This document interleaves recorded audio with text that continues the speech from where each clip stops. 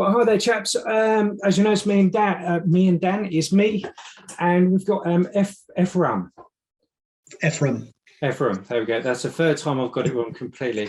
But just tell us about yourself, mate. Because I know you run a charity which is focused on bereavement in men, which it seems to be such a taboo, mate. Yeah. So my name is Efrem. I am one of the co-founders of the charity StrongMen, and we are a male bereavement charity. You're right, death and loss are very difficult subjects. I know certainly from my own experience when I was younger and up until I was really impacted by it, it's certainly a subject that, it's not an easy subject to talk about, like a lot of things nowadays. The reason we set the charity up, myself and Dan, the other co-founder, is because we experienced loss ourselves. So I lost my son James in Afghanistan in 2013. He was 22, and Dan lost his wife. His wife was murdered in 2015. So we'd both experienced surprise bereavements, if you like, unexpected bereavements, and we'd struggled to really find support, not just support, but we'd struggled to find other people that were in similar situations. And I think that is what support is all about, and that's why we formed StrongMen. We are a peer-based service, so we don't focus on medicines, we don't focus on therapy. We focus on getting into groups and finding a common goal with other people who've been in similar situations. It was very difficult for me when we lost James to find that empathy with anybody else. So often I'd walk into a situation or walk into a room and people would find it really difficult to engage me, which obviously makes things worse. People would start crossing the road to avoid you, all that sort of thing, because they don't know what to say to you. And I understand that. Looking back, I do. At the time, it was very difficult, and it only highlights the fact that you've got this sort of big cloud following you round. So we wanted to form something that we believed we would have found useful and of interest to us. So both Dan and I used physical exercise to get ourselves back into a routine, really, if you like. So to try and get us out of bed in the mornings, get us looking after ourselves a little better, and get us on that road to recovery. And I use the word recovery loosely because obviously it's a work in progress. And it's never something, bereavement, that you ever cure, because you can't. It's not like a treatment for a bad back or an illness. There is no cure to it. There's just being able to come to terms with it, being able to deal with it in yourself. So StrongMen was formed on that ethos. Both Dan and I had been on Channel 4's SAS Who Dares Wins. That's how we met. I'd been on the second series in Ecuador. Dan had been on the third series in Morocco. And we got put together by one of the guys from the show who said, look, you two guys have been through such similar experiences. Why don't you just get together and have a chat? Dan had some idea in his mind that he wanted to form some sort of a support group, and it's not something I considered, but after we spoke, it was something that was fairly obvious. So we came up with StrongMen, and initially it was to get people into groups, take them away to lovely areas, remote areas, think Snowdon, the Cairngorms, that sort of thing. Get into groups with people in similar situations, naturally let those conversations happen without forcing them, and engage in some sort of physical exercise, some mental exercises, but most importantly, meet a group of mates that you'd never known before. You share nothing in common, but everything in common, and support each other as things move forward. So we set the charity up in 2019, ran our first weekender, I think it was in April that year, second one in October. Then obviously we hit 2020 and lockdown came, and all of that went on hold. So we then created what we call Man to Man, which is our telephone-based service, which was a direct result of COVID, so we could still support people. And obviously, as our waiting list, or as people were contacting us for support, as that was going up, we couldn't do anything. We didn't know how long it was going to be like that. So we wanted to create something that was an interim service that would let us support people in the here and now. So we created Man to Man. We train volunteers. Now all the volunteers are guys that have been through the weekenders or have had some experience through a StrongMen support service. So we train them properly, get them qualified, get them the support in place as well. So we have some peer support volunteers who look after them and supervise them, and then they support people that contact us for support. So we're sort of rounding off a circle. So people come to us for support, and eventually, hopefully, they end up supporting people that come to us for support. So naturally, it creates peer support services, create a perfect scenario for us in that it benefits the people that contact us, so the beneficiaries, and those people that have been through the service as well. So it enables them all to heal. And it's a very cathartic service. So in a nutshell, that's what StrongMen is. It's to help men deal with bereavement, be that from a child, you know, if you've lost a child like I have, or down a partner, but it can also be parents, even colleagues and friends. So anyone that's had a real significant impact on your life. And that's what we wanted to do. And that's what we've continued to do. And it's remarkable how many people have contacted us and we've supported, because it is a very dark subject and it is a very difficult one to address. And it's very difficult for us as an organisation to promote ourselves, because we don't want to, glamorising a difficult subject. It's no different to suicide and all these taboo subjects that are very difficult for people to talk about. But none of us get out of this game alive. We're all going to die, and people around us are going to die. So we're all going to be impacted by it. It may be that we're the ones that die, those we leave get impacted, or it may be the other way around, that people around us die and we are the ones that get impacted by it. So we wanted to create something that was different from what was available. There's very few services that are available that I think are attractive to men. Men and women grieve in very different ways. That's not to say that something like StrongMen wouldn't work for women, because I believe it would, but it's certainly something that we found really impactful for men, and it's nothing like anything that's available at the moment. And it's certainly something I would have found attractive, unlike the services that were available for me. And I'm talking like your conventional therapies through people like Cruz, etc. That's not to say that they're not doing a great job, because they are. It's just that wouldn't really appeal to me, and wouldn't find it very effective. So that's what StrongMen's all about, and that's why we created it. Well, I'll say straight away, my brother was killed a few years ago. So that's, even now, I don't think I've ever really got over it. Yeah. I really don't. I don't know whether I'm over it or whether I've just got used to it. But there's still not a day what goes by where it's just in the back of my mind, I just remember, and all of this kind of stuff. But can I just ask you one question then? I don't want to sound like a dick. I got in trouble by a mate of a mate, because I never ever say my brother died, because he didn't die, he got killed. Yeah. And I don't know where I sit with that. And maybe I'm chucking you straight in, so I apologise on that. Well, that's a personal thing. I mean, my son was killed, he was shot. But for me, I lost him. He's lost to us. So, there's a period when James was in our lives, and there's a period when he wasn't in our lives. And when we lost him, he died, but he was killed. For me, it's an entirely personal thing, how you feel about that. If somebody's murdered, obviously it's really difficult to say this, and I never want to offend someone, but if someone dies expectedly, so you nurse them through an illness and they die, or somebody dies unexpectedly, they go out one day and they never come back, I think it's a very different experience, and the shock of it, and there's often things that went unsaid, and they're not always in the best place with each other when that happens. And there's generally no plans, so you have to, with things like funerals and dealing with stuff like that, you have to sort of try and manage it as best you can, and it's a very different experience. That's not to say it's any easier or any more difficult, because obviously it can be really horrible to watch somebody wither away in front of you and die. So I'm not saying belittling that in any other way, but I think the shock is something that's incredibly difficult to get over.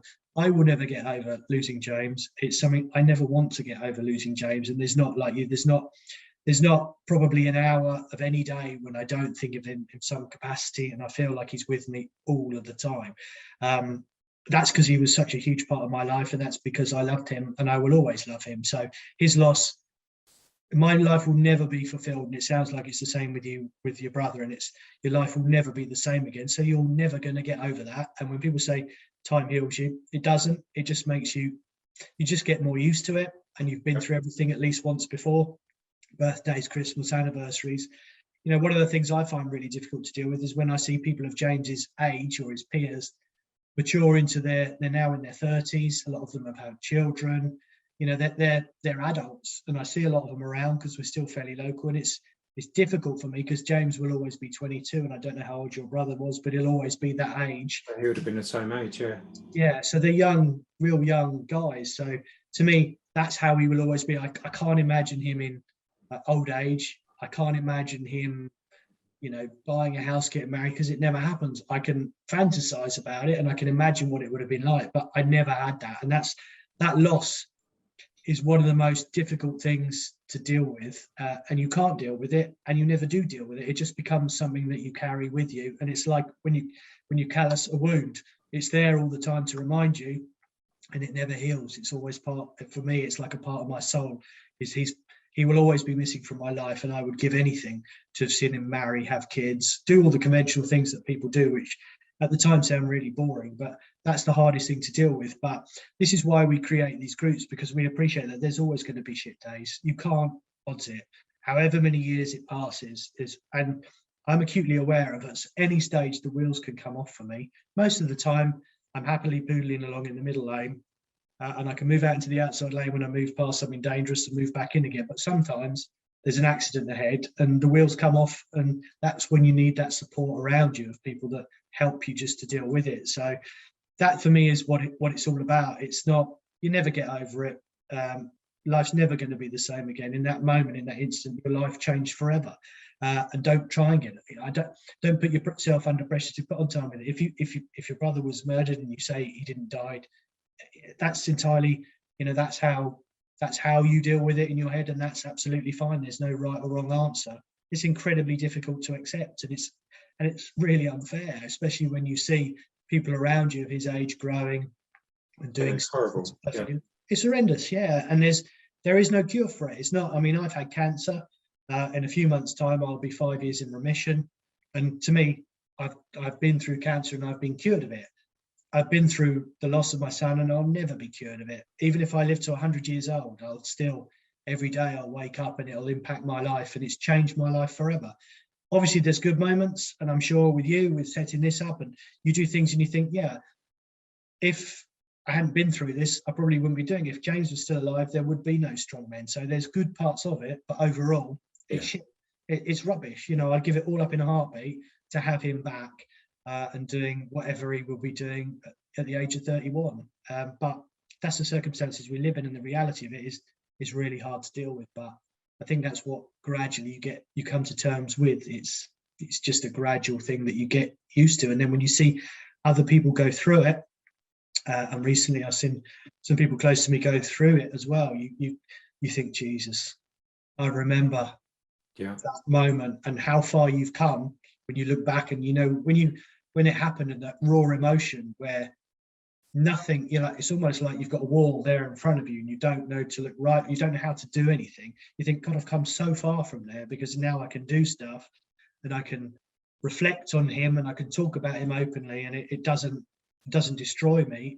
It keeps me going, and it fulfills and it sustains me. And that's where I've come in what will be nearly 9 years coming. So as time progresses, I think that's what it is. And when you reflect back to where you were when it originally happened, you think, actually, I've come a long, long way, and I can see a little bit of light at the end of that tunnel. And hopefully, if he were to look down on me and your brother, and you look down and go, do you know what, you're doing all right. I'm not sure how you got there, but you've got there, and I hope that life is always worth living, and there's some great things you can do, and just in helping other people, that's one of the most rewarding things you can ever do. So and priorities change. For me, they've changed. I was hugely ambitious when James died. I was 41. I was working in London, earning a 6-figure salary and all the trappings that come with it. It was fantastic, but instantly all that became pointless to me. I couldn't think of anything worse, and it just changes you, and your priorities change. And with anything like that, which takes you down a dark route that you weren't expecting, and it's unexpected, you have to reflect on these things and look how far you've come.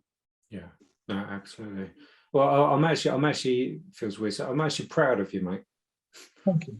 Yeah, and also, and Dan, just it's hit a few nerves. I'm trying to, I think what you've done is incredible, because if I'd have seen if I'd have seen something like that, what you do when my brother was killed, I generally think I'll be in a better place now. Yeah, I mean, it's always available, because it is, and it doesn't matter if it was 20, 30 years ago. These things stay with us, so it's always available to people, and don't shy away from it, because we're all on this journey, and we're all trying to do the best we can, and what you're doing is great, and it helps you know, we always say if we help one person, then our job is done. We want to be more ambitious than that and help lots of people. And I'm sure it's the same for you. And with stuff like this, you don't always know what impact you've had on people, but the feedback we get, and not just from the guys themselves, but from their families and all around them, you know, you do think, you think, you know what, we're doing all right, we're heading in the right direction. It's hard, it's always hard, and I'm sure it's the same for you. It's, you know, when you're running a charity and trying to help people, there's so many things. You know, you could split yourself into 16 pieces and you still wouldn't be able to keep up with stuff. Oh, you know, don't get me started on that. It's hard. I mean, Yeah. Everyone thinks it's easy. It's the hardest thing in the world to try and run a charity, and fundraising and awareness and all the other bits that go with it. You know, it's very, very, very frustrating. But put all that crap at the back, when you fundamentally look at what you do and how it helps people, then you keep going. You know, it's like you hit the wall, but you come back again, and you come back and you come back. And that's, you know, that's what's kept me going, really. I think that's helped to sustain me in these last few years. And you know, I think if more people thought about other people rather than themselves, then the world will be a far, far better place. But yeah, let's not even go down that route. Yeah, no, that's a topic for a different video. That really is, that's something where I can go quite hard. So let's stay away. Yeah, we're on the same page on that one. So just before we come to a closing, because bloody hell, we've flown through that. So if somebody's watching this, I'm sure we've probably triggered somebody, and if I have, we're both going to apologise for that now. But if somebody's they're triggered or they're just relating to it, how would they contact you? What would you tell them to do? If they'll make it. The website, which is strongmen.org.uk. Everything we do is on there. They can sign up as a member, which is 25 quid a year, which enables them to sign up to the services. And it shows all the details on there. If people want to fundraise for us, just spread awareness, speak to someone, promote us, say it's not for me, but I definitely know X, Y, and Z who would benefit from it. Have a look, pass the details on, but everything's on the website. You can obviously follow us on social media, which is at StrongMen.org.uk, and get in touch if you want to, because yeah, you know, it may be something you want to just look at and reflect on and have a think about it. There's some videos on there, some blogs, all sorts of bits and bobs. Like you guys, videos are so much more powerful than reading stuff, because after about 4 lines, most people glaze over. But the videos are great. Have a look on there, and even if you know any queries, get in contact. There's an email address on there, there's a phone number, and get in touch. Can I just double check you? So like a spouse can ring up for their husband? They can, but what we always say is make sure it's their husband is in agreement, because we've had issues in the past where I can imagine that. They cajole them along at the last minute. They say, well, I'm not doing it, because you know, so they have to be in agreement with it. A lot of the guys that get in contact with us, it's suggested by their partners and their spouses, because you know, men are awful. We procrastinate all the time, and it's let's do it. I do it tomorrow. I do it tomorrow. We've all been there, and we do it. I do it all the time. So totally understand that. But what we say to is happy for people to get in contact and suggest or fill out the forms, but please make sure that the person you're doing it for is aware and in agreement, because they just, at the end of the day, unless they want to do it, they won't do it. And if they do get forced to do it, they perhaps won't benefit from it. But we've had a lot of reluctant guys come along, and it's been really powerful, really positive for them. So I would say to people, you know, everything we do, there's no pressure on people that come to our weekend. If you want to just sit there and listen, sit there and listen. We don't go around the group and say, you know, with the old classic icebreakers, it's a case, you're here, we know Stand you're up, yeah. I hate that stuff. Yeah. We know roughly why you're here, you've lost someone. So if you just want to sit there and listen and say nothing, that's absolutely fine. But the more you put into it, the more you will get out of it. And we do find that even those that are reluctant or maybe a little nervous, eventually over that period of the weekend in particular, you know, that the wall does come down, and they get something really positive out of it. But there's no pressure. There's no pressure to do any particularly hard and arduous physical stuff or mental.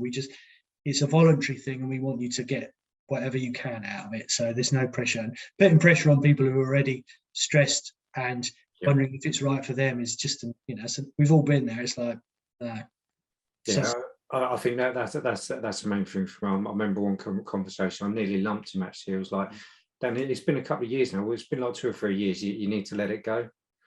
And I remember I wanted to rip his head off. I genuinely wish people would, if they've got no experiences, just shut the fuck up. You know, what you're doing is you're you're knocking. And when you do speak, the other one that's even worse than that is when you speak to someone, you think, do you know what, I'm going to actually speak to them now. Yeah. And they couldn't get out of the room quick enough because they can't deal with it. That is also terrible. Just say to people, look, I don't know what to say. I've had no experience. I feel a bit overawed, but I'm going to try and help you get some help. Just do that, rather than just go and change the, you've probably done, you speak to someone, they change the subject, and it's so obvious they're uncomfortable with it. You kind of you almost want to say, okay, so yeah, it's like that, is it? Yeah. And probably like you, I've gained friends, but I've lost a lot of friends. I've lost loads of friends because of MANUP. Yeah, and it's mad. It's I don't get that. Just speak to people like they're normal human beings and try and have some empathy in it. But I know it's hard for people, and perhaps it's easy for me to say, but yeah, I'm with you all the way that it's been a while. You need to crack on with life, or he wouldn't want you to be like this. Well, I know he wouldn't. Obviously, he wouldn't want to be dead. That's a valid point there. Absolutely, yeah, that's a valid point. Neither your brother or my son would want to be dead, but they are, and that's the way we are with it. So shut up. Yeah, that was a good video, my friend. Thank you. Let me just hit that record button, unrecord button, 1 sec. I can never find it because the camera's just literally there.